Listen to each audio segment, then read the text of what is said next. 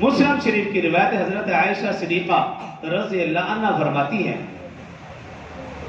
رمضان المبارک سے پہلے محرم کے روزے اس امت پر فرض تھے۔ جب رمضان کے روزے فرض ہوئے تو پھر رسول اللہ صلی اللہ علیہ وسلم نے ارشاد فرمایا اب تم میں سے جو چاہے محرم کے روزے رکھے اور جو چاہے نہ رکھے۔ نسائی شریف کی روایت حضرت عبداللہ بن مسعود رضی اللہ عنہ راوی ہیں، فرماتے ہیں رسول اللہ صلی اللہ علیہ وسلم مکہ سے مدینہ ہجرت کر کے تشریف لائے۔ محرم الحرام کا مہینہ آیا اور 10 محرم کا دن آیا تو رسول اللہ صلی اللہ علیہ وسلم نے دیکھا یہودی اور عیسائی 10 محرم الحرام کا روزہ رکھتے ہیں۔ یہودی اور عیسائی 10 محرم الحرام کا روزہ۔ تو رسول اللہ صلی اللہ علیہ وسلم نے ان سے پوچھا کہ تم کیوں 10 محرم کا روزہ رکھتے ہو؟ تو یہودی کہنے لگے اللہ رب العزت نے موسیٰ علیہ السلام کو فرعون سے اور اس کے لشکر سے نجات دی، جو میں نے آیت مبارکہ پڑھی۔ تو جب انہیں نجات دی حضرت موسیٰ اور ان کے ماننے والوں کو، تو بطور شکر کے ہم 10 محرم کو روزہ رکھتے ہیں۔ عیسائیوں سے پوچھا تو عیسائیوں نے کہا کہ اللہ رب العزت نے حضرت عیسیٰ علیہ السلام کو جو لوگ ان کو قتل کرنا چاہتے تھے ان سے بحفاظت بچایا، تب بھی 10 محرم الحرام کا دن تھا، ہم بطور شکر کے یا بطور توبہ کے ہم 10 محرم الحرام کا روزہ رکھتے ہیں۔ یعنی آپ غور کریں کہ یہودی عیسائی بھی 10 کا روزہ رکھتے تھے اور مسلمانوں کا جو حال ہے وہ آپ جانتے ہیں اچھی طرح۔ تو رسول اللہ صلی اللہ علیہ وسلم نے صحابہ کرام سے فرمایا کہ اس دفعہ تو 10 کا روزہ رکھو، اس دفعہ 10 محرم کا روزہ رکھو، لیکن اگلے سال سے صرف 10 کا نہیں رکھنا، کیونکہ صرف 10 کا روزہ یہودی اور عیسائی رکھتے ہیں۔ اگر مسلمان صرف 10 کا روزہ رکھیں گے تو یہودیوں اور عیسائیوں کے ساتھ مشابہت ہو جائے گی، جو کہ درست نہیں۔ یعنی آپ غور کریں نیک کام میں بھی یہودیوں اور عیسائیوں کی مشابہت اللہ اور اللہ کے رسول کو برداشت نہیں ہے، حالانکہ نیک کام۔ تو جو دوسرے کام ہیں اس میں اللہ اور اللہ کے رسول کو غیروں سے مشابہت کیسے برداشت ہوگی؟ نیک کام میں بھی برداشت نہیں ہے۔ لیکن آج کا مسلمان کسی کو دیکھ کر اپنا لباس بدل لے، کیسے اللہ رسول کو برداشت ہے؟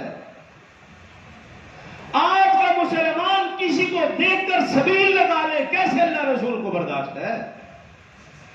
آج کا مسلمان کسی کو دیکھ کر نظر و نیاز بانٹنا شروع کر دے، یہ کیسے اللہ اور اس کے رسول کو برداشت ہو سکتا ہے؟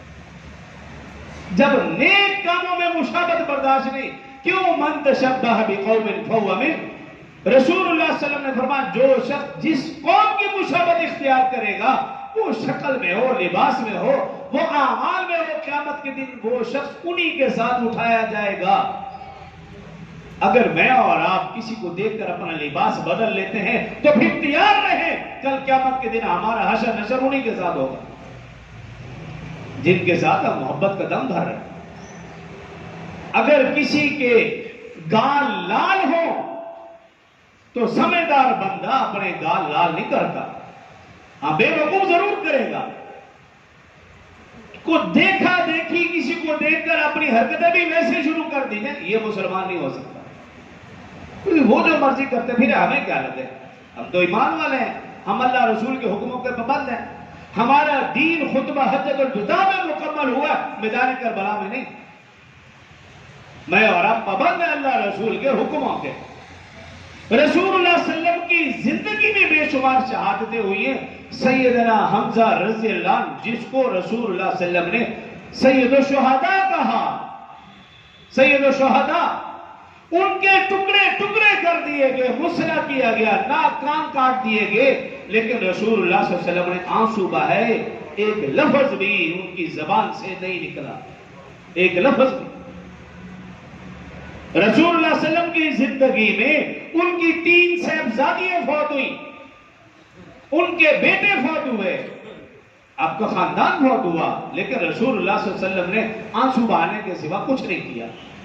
لیکن آج میں اور آپ شہادت کے نام پر ہمیں لوگ تانا دے، بی بی تمہیں غم نہیں، بھی کیوں نہیں غم؟ کیا غم کا یہی طریقہ ہے کہ اس دن سب سے زیادہ کھائے پیے؟ کیا غم کا یہی طریقہ ہے کہ اس دن شور وغیرہ کریں؟ بلکہ ہمیں تو فخر ہے کہ ہمارے بزرگوں نے، ہمارے بڑوں نے اللہ کے نام پر، اللہ کی راہ میں قربانی دی، اپنی جانوں کے نذرانے پیش کیا، ہمیں تو فخر ہے، رونا دھونا تھوڑی ہے۔ آپ ذرا غور کریں، اگر ایک فوجی ایک ملک کے لیے قربان ہو جائے تو اس کی ماں روتی نہیں ہے، بلکہ اس کا یونیفارم اٹھا کر کہہ رہی ہوتی ہے کہ یہ تو ایک بیٹا تھا، اگر اللہ نے اور بیٹے بھی دیے وطن پر قربان کروں گی۔ اگر آج کے اس دور کی ماں اپنے بیٹا جو کہ وطن کے نام پر قربان ہوا، اس کی قربانی پر خوشی منا رہی ہے، خوشی کا اظہار کر رہی ہے، خوشی کے آنسو بہا رہی ہے، تو جو لوگ دین کے لیے قربان ہوئے تو ہم اس کے لیے کیوں روئیں؟ ہم تو خوش ہیں۔ تو خیر، تو جب نیک کاموں میں مشابہت اللہ رسول کو برداشت نہیں، دوسرے کاموں میں بھی برداشت نہیں، یہ آپ یاد رکھیں۔